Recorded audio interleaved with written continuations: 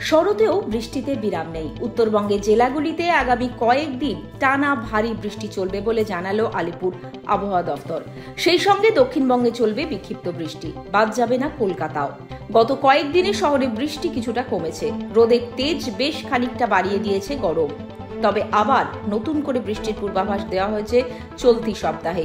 পুজোর মুখে সুখবর শোনাতে পারছে না হাওয়া অফিস। রবিবার এবং সোমবার দক্ষিণবঙ্গে ঝড় বৃষ্টির দাপট তেমন থাকবে না। দক্ষিণবঙ্গের কোনো জেলাতেই এই দুদিন আবহাওয়া সংক্রান্ত সতর্কতা জারি করা হয়নি। তবে মঙ্গলবার থেকে আবার বৃষ্টির সম্ভাবনা।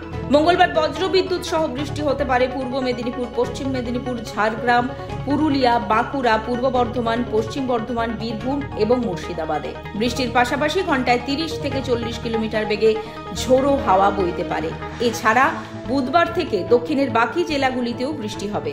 কলকাতায় জারি করা হয়েছে হলুদ সতর্কতা। ঝড় বৃষ্টি চলতে পারে বৃহস্পতিবার পর্যন্ত। রবিবার জলপাইগুড়ি, কালিম্পং, আলিপুরদুয়ারে ভারী বৃষ্টি হতে পারে। জলপাইগুড়িতে তা শনিবার পর্যন্ত এবং আলিপুরদুয়ারে বৃহস্পতিবার পর্যন্ত চলতে পারে। এছাড়া দার্জিলিং, কালিম্পং এবং কোচবিহারে টানা ভারী বৃষ্টির সম্ভাবনা রয়েছে চলতি সপ্তাহে। হাওয়া অফিস সূত্রে খবর, বঙ্গোপসাগরের ওপর নতুন করে কোনো নিম্নচাপ অঞ্চল এই মুহূর্তে নেই। তবে সক্রিয় রয়েছে মৌসুমী অক্ষরেখা। বর্ষা চলছে, সাগর থেকে প্রচুর পরিমাণে জলীয় বাষ্প স্থলভাগে ঢুকছে। সেই কারণেই বৃষ্টির অনুকূল পরিস্থিতি তৈরি হয়েছে।